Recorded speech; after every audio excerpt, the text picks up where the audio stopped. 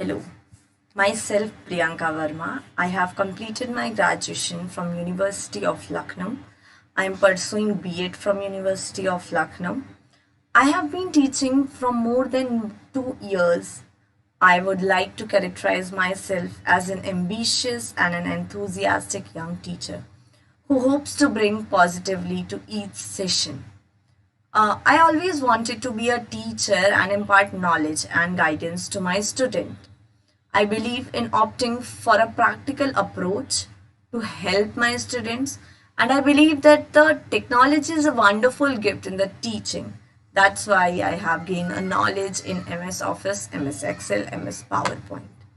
My strengths are I am self motivated, hardworking, and a positive thinker. In bio होता क्या है, बच्चे उसको लर्न करना चाहते हैं, they want to learn it anyhow. But bio में होता क्या है, फर्स्ट हमें कॉन्सेप्ट को, कोर पॉइंट्स को, जो टफ टॉपिक्स हैं हमें उनके कॉन्सेप्ट को समझना होता है. हम उसको समझ गए, समझने के बाद it is important to learn it. So समझ गए is the first step for the bio. Then second, you have to learn it. So once go through your NCERT. Then third is syllabus एक बार करने से bio नहीं होगा. You have to do it 3 to 4 times. Like सिर्फ आपको book नहीं read करना, आपको पढ़ना है उसको 3 से 4 बार. अगर आप किसी भी सेशन को 3 से 4 बार देख लेते हो ना, सुन लेते हो, तो सुनने से बहुत कुछ लर्न होता है. It's my personal experience that notes नहीं बनाए हैं बट स्टिल मुझे याद हैं चीज़ें. कैसे याद हैं? क्योंकि एक ही चैप्टर के सेशंस को मैंने 6 से 7 बार देखा होता है, इसलिए मुझे बहुत जल्दी चीज़ें याद हो जाती हैं. इसलिए बायो को आप जितना सुनेंगे ना, आपको वो उतना ही याद होगा. लिखने से या बुक को बार बार रीड करने से उतना जल्दी नहीं आप गेन कर सकते जितना आप किसी सेशन को सुन के, उसको समझ के आप गेन कर लोगे. आप किसी भी कॉन्सेप्ट को अगर एक बार समझ गए तो वो हमारे लिए लर्न करना बहुत इजी हो जाता है. सो आफ्टर दैट क्या होगा कि हम उसको 3 से 4 बार सुनेंगे और जो वर्ड्स हैं वो हमारे माइंड में बैठ जाएंगे और हमें कोई भी टॉपिक लर्न हो जाएगा. So now I have made the plan for 22 chapters, that how we are going to complete it in 100 days, 100 hours. So let's go through next slide and see that how we are going to complete the session.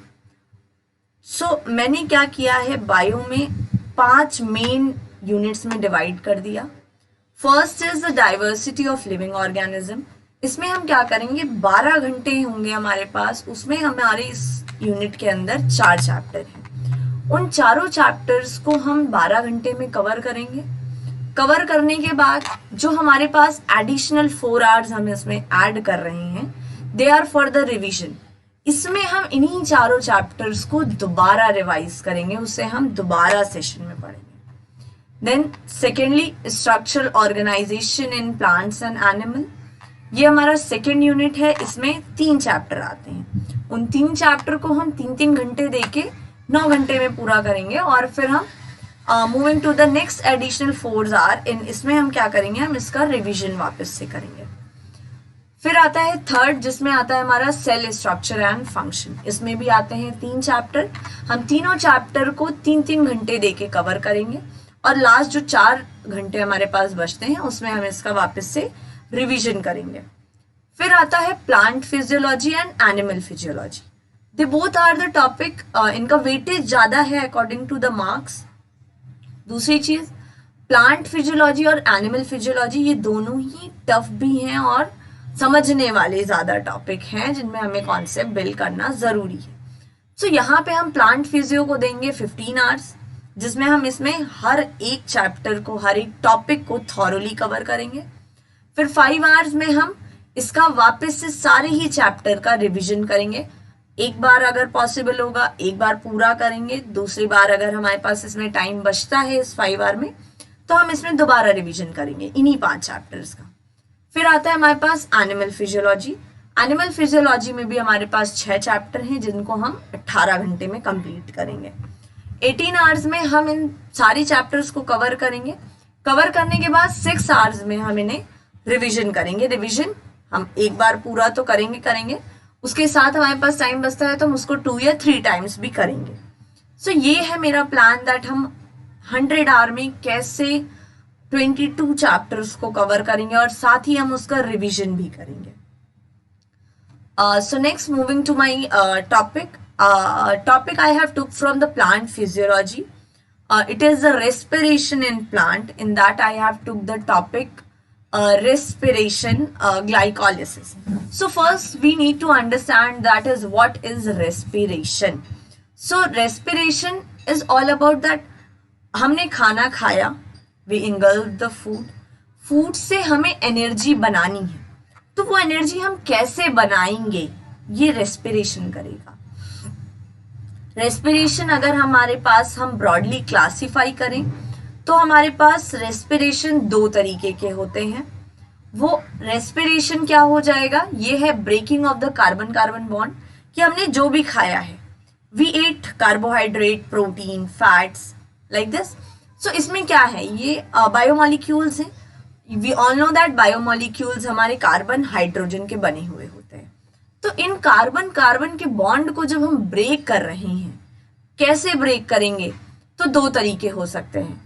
या तो वो presence of oxygen में होगा या फिर absence of oxygen होगा, वहां पर ऑक्सीजन नहीं होगी। ठीक है, तो उस फूड को ब्रेक करके हम वहां से जो एनर्जी निकाल रहे हैं, इस पूरी प्रोसेस को हम रेस्पिरेशन कहते हैं। रेस्पिरेशन हमारे पास 2 टाइप के होते हैं, aerobic respiration, anaerobic respiration. Aerobic respiration जब हम उसको प्रेजेंस ऑफ ऑक्सीजन में कर रहे हैं, एनारोबिक रेस्पिरेशन जब हम उसको एब्सेंस ऑफ ऑक्सीजन में कर रहे हैं। अब हमने कुछ खाया है, तो खाया है वो हमारे स्टमक गया, उसका एब्जॉर्प्शन हुआ, डाइजेशन हुआ, ये सारी चीजें होने के बाद जो भी हमारे पास एज अ ग्लूकोज बचता है वो हमारे सेल्स में जाएगा।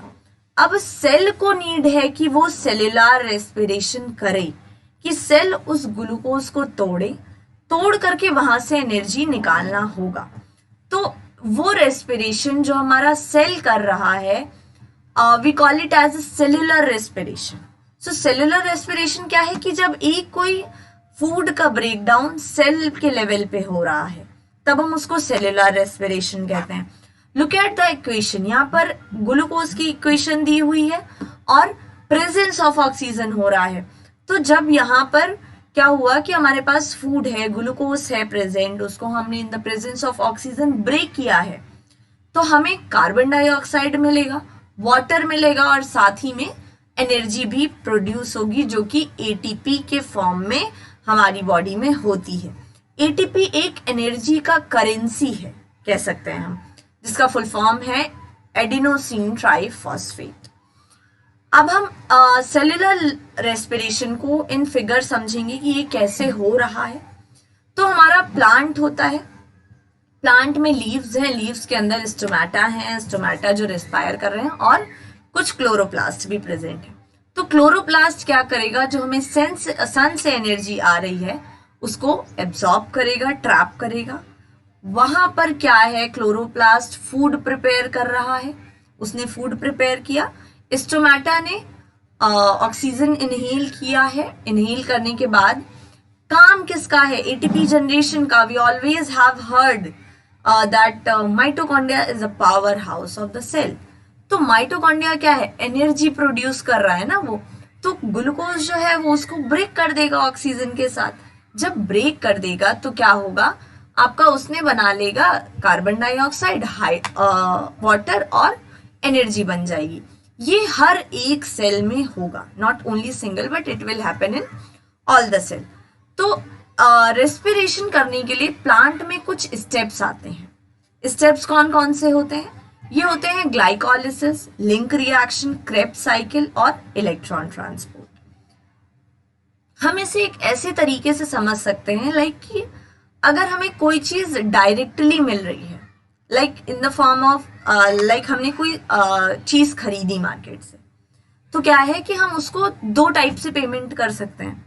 या फिर हम उससे कैश के फॉर्म में पे करें, या फिर हम उसे वाया गूगल पे और वीकेंड से हमने चेक दिया, ऐसा हो सकता है। मतलब कैश नहीं है, कोई डायरेक्ट पेमेंट नहीं है, इनडायरेक्ट वे है।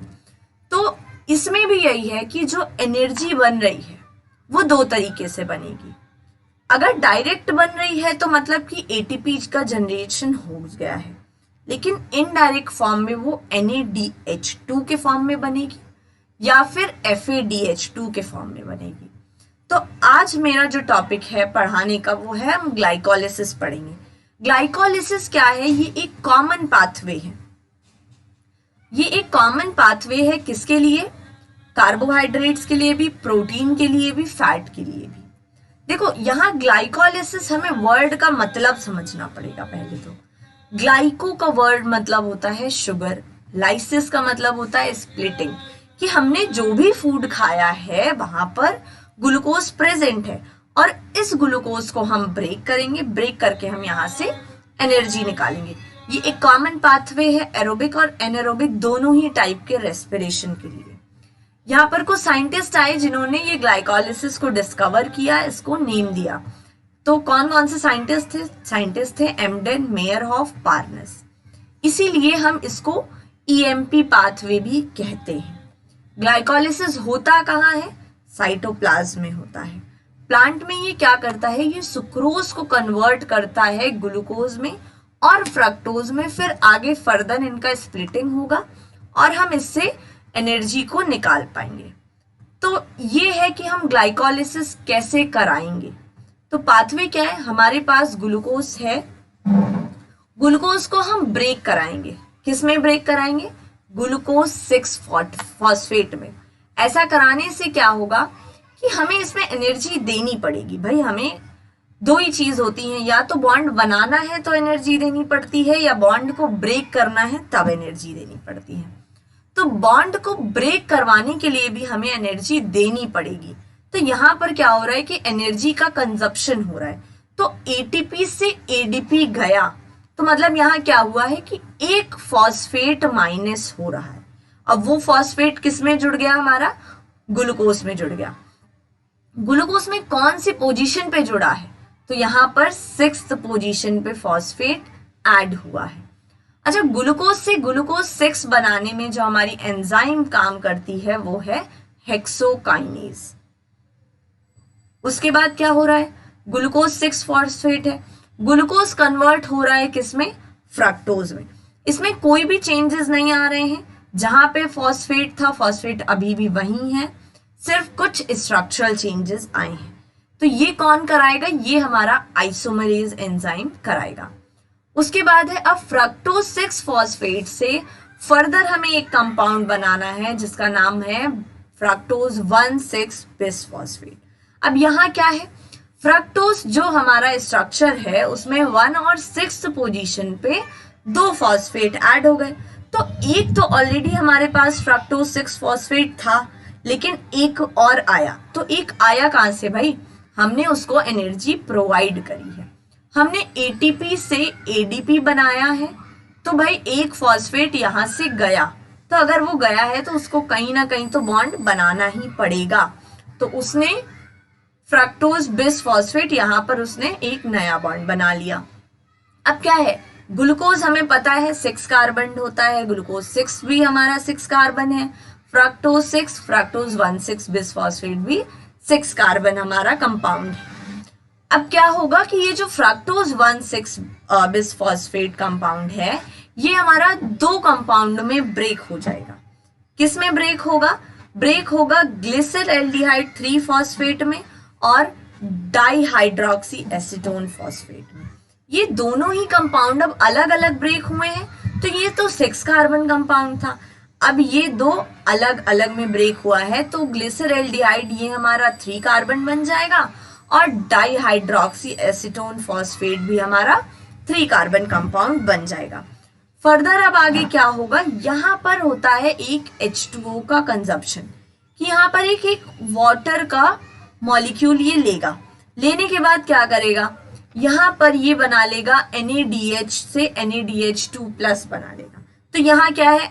अभी तक हमने 2 एटीपी का कंजप्शन कराया था, अब हमें क्या हो रहा है, हमें एक NADH2 मिल रहा है, लेकिन एक क्यों, यहाँ पर तो 2 कंपाउंड है ना, तो दोनों ब्रेक होंगे तो हमें 2 नंबर ऑफ NADH2 मिलेंगे।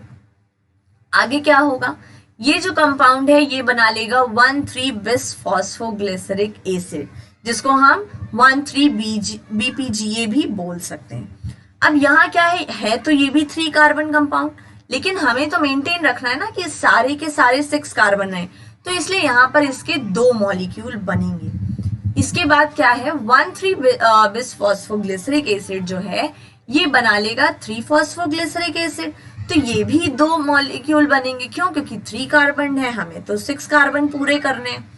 अब यहाँ पे क्या हुआ भाई, देखो यहाँ पर 1 पे बाई फॉस्फेट था, यहाँ पर क्या है 1 पे फॉस्फेट नहीं है, मतलब एक फॉस्फेट निकला है, तो किस फॉर्म में निकलेगा, ADP से ATP बना लेगा, यानी ATP बन रहा है, यहाँ पे कंज्यूम नहीं हो रहा। तो यहाँ क्या हुआ, यहाँ वापस से 2 ATP बनेंगे, क्योंकि 2 मॉलिक्यूल है, ये तो 3 कार्बन था ना, हमने 2 से हर चीज को मल्टीप्लाई कर रखा है इसलिए। अब आगे क्या है, फॉस्फोग्लिसरिक एसिड के बाद यहाँ पर क्या होगा, 2 फॉस्फोग्लिसरेट बन जाएगा। इसमें और इसमें कोई चेंज नहीं आया है, फॉस्फेट का कुछ भी नहीं हुआ है। हुआ क्या है बस कि 3 पे हमारा फॉस्फेट प्रेजेंट था, अभी वो 2nd कार्बन पर प्रेजेंट हो गया है। नेक्स्ट, अब इस 3 फॉस्फोग्लिसरेट से क्या होगा, हमारा बन जाएगा 2 पायरुवेट, 2 पायरुवेट या 2 पायरुविक एसिड बन जाएगा, तो वो भी 2 मॉलिक्यूल बने। तो हमने क्या देखा कि 2nd पोजीशन से फॉस्फेट निकला है, तो इस 2nd पोजीशन से जब फॉस्फेट निकल आएगा तो यहाँ पर एक ATP का सिंथेसिस और होगा। आई होप कि ये पूरा ग्लाइकोलिसिस आपको समझ में आया है। Moving to the next slide, ये आपको इसमें इजीली समझ में आ सकता है कहाँ पे ATP कंज्यूम हो रहा है। जो ये रेड पार्ट दिख रहा है यहाँ पर ATP का कंजप्शन हो रहा है, और जो ग्रीन और ये ब्लू से हैं यहाँ पर हमें NADH2 और ATP मिल रहे हैं। आई होप कि आप सभी को ये ग्लाइकोलिसिस इजीली समझ में आ गया होगा। Thank you.